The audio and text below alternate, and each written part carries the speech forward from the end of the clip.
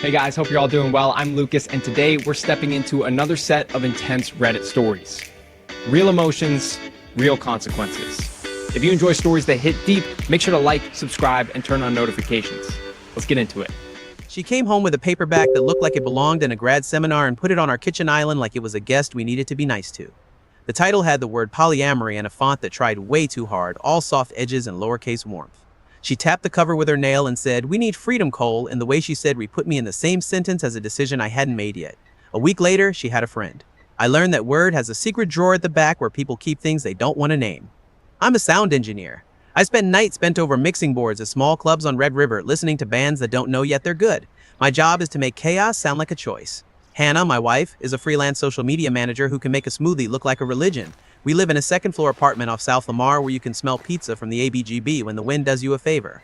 Austin makes people believe they're allowed to start over every Sunday. That's probably why we moved here. She slid the book across the counter like a menu. "Just read the intro," she said. "It's not like cult stuff, it's about honesty." "Honesty has a book now?" I said, and smiled because I wanted to be the kind of husband who could meet new ideas without peeing on the rug. "It's about not owning each other," she said. "About flourishing. There are rules." "Rules for freedom?" I asked. She laughed. "Boundaries," she said, "so nobody gets lost."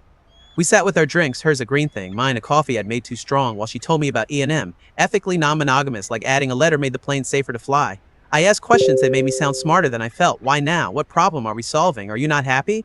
She said it wasn't about unhappiness, it was about growth. Growth is the knife people use when they want to cut you and not feel mean about it.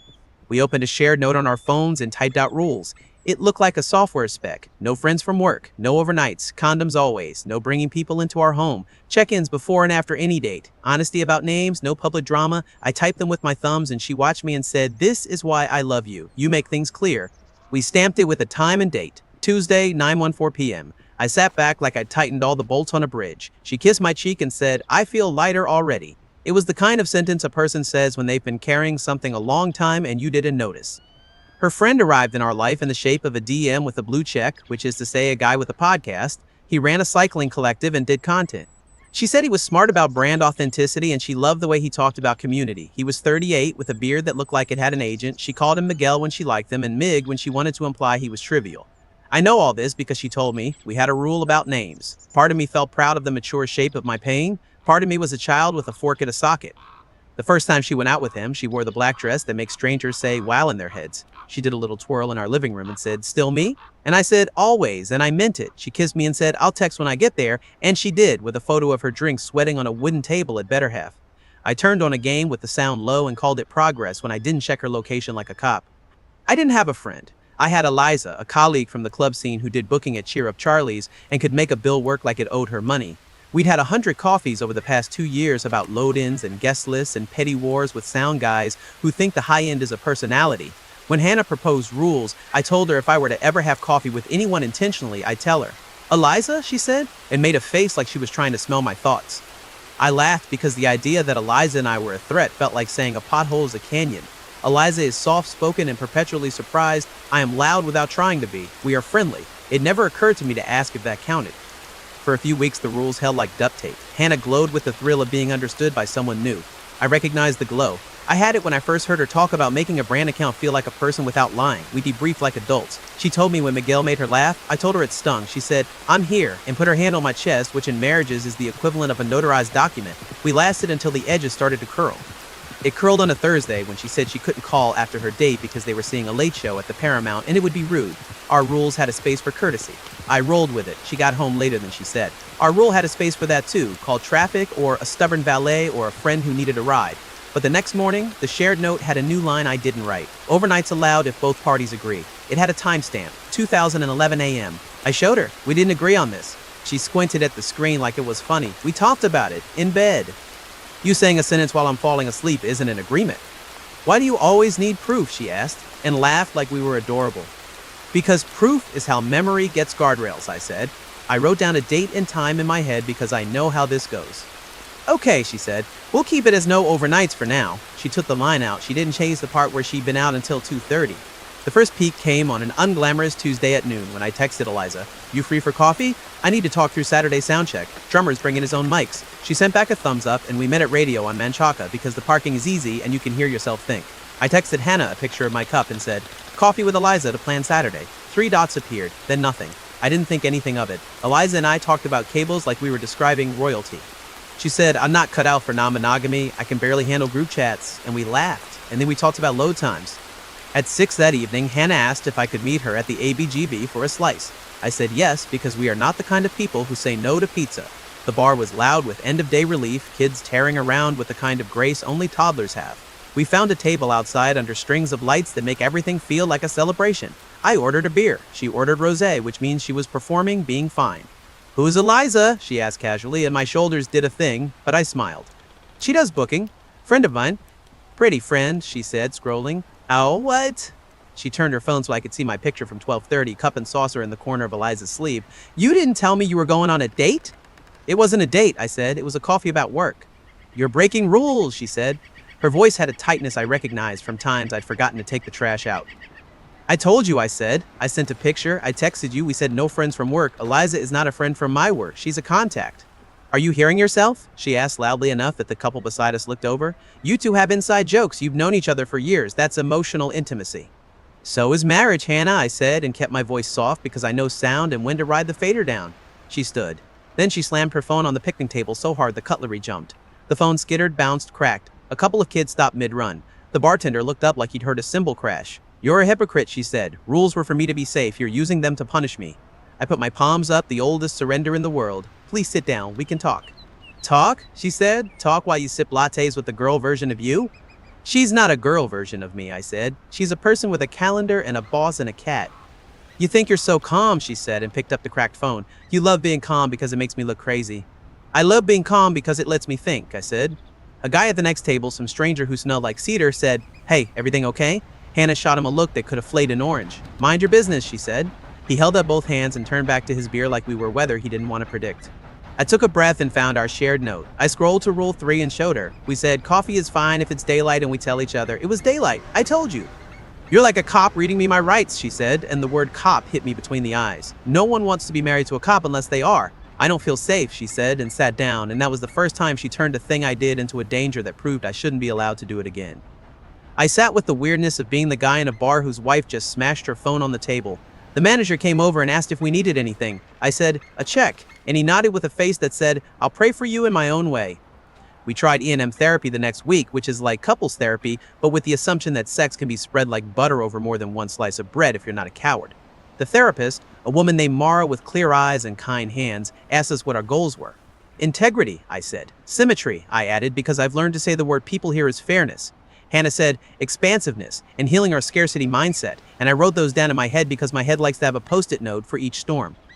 Mara had us define terms. She said, ethical non-monogamy requires consent that is informed and enthusiastic. She said, rules only work if both parties can abide by them in equal measure. I loved her in that moment in the way you love a mechanic who tells you the noise isn't in your imagination. We set up a new slate of agreements in that room. No deleting messages, no unscheduled overnights, no public posts that reference the other person without permission. We stamped it with time and date in the shared note 11,002 a.m. and I exhaled. Mara said, now the work is living them, not rewriting them. The work lasted 5 days. On Saturday, Hannah posted an Instagram story of her hand with a beer at Barton Springs, captioned, my favorite view, and in the reflection of her sunglasses, you could see Miguel's beard and a flash of his neon bike jersey. She hadn't asked permission. When I pointed it out, she rolled her eyes and said, it's a hand. I said, it's a billboard, and she said, you are not my boss. On Tuesday, I found our shared note edited again. Rule 7 now read, no deleting messages unless for storage, which is the kind of sentence that makes Gaslight feel like a heater you stand too close to. I scrolled and saw a new line. Don't ask. Don't tell aloud for field testing feelings. I stared at the phrase field testing like it had made a new room in our house and locked the door. I took a screenshot. It stamped the time. 1043 p.m. That night, she told me I was paranoid. You take screenshots of your wife, she said. How romantic. I asked the question I should have asked earlier. When did you start seeing him? She didn't look up from her phone. When we opened, she said. Obviously. How long before that did you meet him? She shrugged. At a brand event in April. It's July, I said. We opened last week. She put her phone down and gave me a look she saves for when I bore her. You're hung up on dates. Dates are how you tell the truth in time, I said. Were you seeing him before the book? He didn't answer. That was an answer. My stomach did the thing a drum does when you mute it with your hand. The second peek happened in the therapist's office when Mara asked us to describe the sequence of agreements, and I laid them out, and Hannah said, that's not how I remember it, for the 4th time in 10 minutes. Mara held up a gentle hand and said, when memories conflict, we can use the record. I handed her printouts. Hannah laughed high and tight. Do you print chats now? She asked. Do you catalog me? I catalog our agreements, I said. Because you need leverage, she said. Because you never trust what I say. Because the words keep changing, I said. Mara spoke softly. Hannah, did you ask for an open relationship because you already had a connection you wanted to pursue, or because you wanted to explore options? Hannah stared at a spot on the rug. Both, she said. How long before you brought the book home did you become involved? She shrugged again, the most honest movement in the room. A month? So the opening of your marriage formalized something that had already begun, Mara said, paraphrasing like a medic binding a wound. Hannah squared her shoulders. I wanted to do it honestly, she said. I could have lied. I didn't. I brought it to him. You brought a book to justify a decision, I said. That's not honesty. That's paperwork for a house that's already built. She looked at me like she didn't recognize the man who could be that mean. I felt the meanness like a burn and said nothing else for a minute. Mara folded her hands. This only works with symmetry, she said. Not identical experiences, but equal rights to engage. It cannot simply be Hannah's freedom from Cole. The sentence hit me right in the thought I'd been trying not to say out loud. Freedom without reciprocity is just one person getting to walk through a door while the other has to hold it. I asked Hannah for symmetry. I want the same room to move you give yourself, I said, or we close the door and fix the house we have. She tilted her head. You could go out with Eliza. I could, I said. I haven't. I don't want to insert a person to make the math fair. I want the math to be fair because the rules are. You're so principled, she said, a compliment that sounds like an insult when you don't share the principle. I told her my line. I said either symmetry or this ends. She chose scandal. I was changing a mic cable at the club when my phone started to vibrate like it wanted out. Eliza sent me a screenshot of Hannah's Facebook post. It was a paragraph about emotional abuse via rules lawyering and weaponized calm, with a picture of our wedding day cropped so you could only see my hands. The comments were a Greek chorus. Leave, babe. Men like that love control more than they can love you. Proud of you for your truth. I put the phone down and counted to 10 because that's what you do when the room starts to spin and you need it not to. I texted Hannah, take it down. We agreed, no public posts. She replied with a heart and a shrug, which is worse than a sentence. I sent her a picture of Rule 9 from our note. She wrote, storage needs, which was a joke about deleting messages that made me want to walk into the lake and stare at the fish until they learned my name. I didn't reply. Instead, I went to the ABGB at the end of my shift because I am a man of unwise habits. I found her with Miguel at a table under those strings of lights again, like we'd chosen a stage for the end. I walked up, calm, because volume is my craft. We agreed, no public posts, I said quietly. Miguel stood like he was going to be the kind of hero who gets punched on behalf of a principal. I looked at him and he sat back down like a man who realized his beard didn't make him immune to physics. Hannah's eyes were bright. I'm telling my story, she said. You're telling a story where I'm a bad guy because I asked for the rules you wanted, I said. Take it down. She laughed. Make me. I didn't. I stepped back and I said, we're done. You don't mean that, she said. And I saw for the first time the face she makes when a client says no to a brand deal. Not offended, not shocked, determined to find the angle where yes lives. I meant it in the therapist's office, I said. I meant it when you edited the shared note at 1:43. I meant it when you added don't ask, don't tell and called it a pilot. I mean it now. She leaned forward, almost kind, and said, you'll miss me. I nodded. I will, I said. That's not a reason to keep burning. I walked to my car with the kind of focus runners describe right before they hit whatever weird chemical happens after pain. I drove home to our apartment and packed a bag for muscle memory. I wrote a note and put it on the kitchen island where she put the book. I wrote, symmetry or end. You picked end. Keys are on the hook. Rent is on auto pay for the month. I'll send you a list of what I'll pick up when you're out. I didn't add anything about love because the note was a document, not a song. In the weeks that followed, I did the thing I do best. I made sound make sense. I took more gigs. I brought home the smell of beer and old wood and summer sweat. I slept through the night. My heart, which had been fluttering like a trapped bird for a month, climbed back onto its branch and remembered how to rest. The first morning I woke up and realized I hadn't checked my phone in the dark. I cried for exactly 1 minute, the kind of cry that feels like a cough.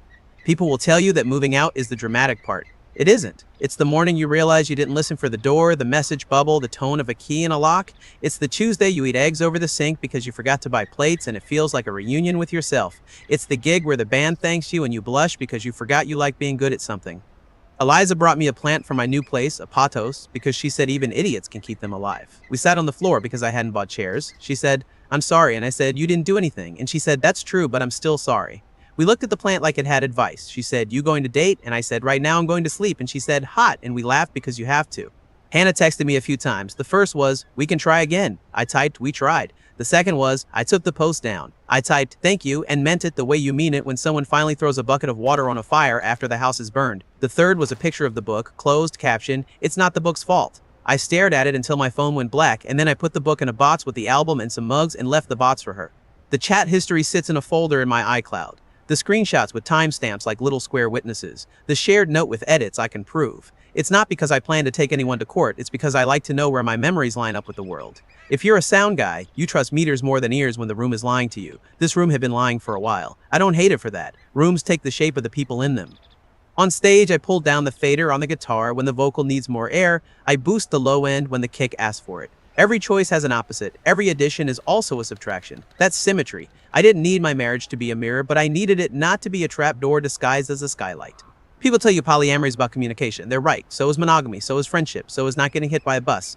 Communication isn't a style, it's the seatbelt. The rest is driving. One night, months later, I walked past the ABGB after a loadout and smelled pizza and basil and what I think was happiness. I didn't look around for Hannah. I went home and watered the plant Eliza gave me and practiced going to bed without writing rules for tomorrow. The silence in my apartment wasn't empty. It was a well. I lowered the bucket and pulled up water with both hands. If you ask me the moral, I have one I can repeat without my voice shaking. Rules without reciprocity are just manipulation and clean clothes. Freedom that only fits one person is a costume. I want the kind where both of us can breathe. Would you have agreed to open if the book came with a friend already inside it? And if you did, what rule would have told you it was time to close the door? If this resonated, like and comment to help it reach more people, and subscribe for more stories.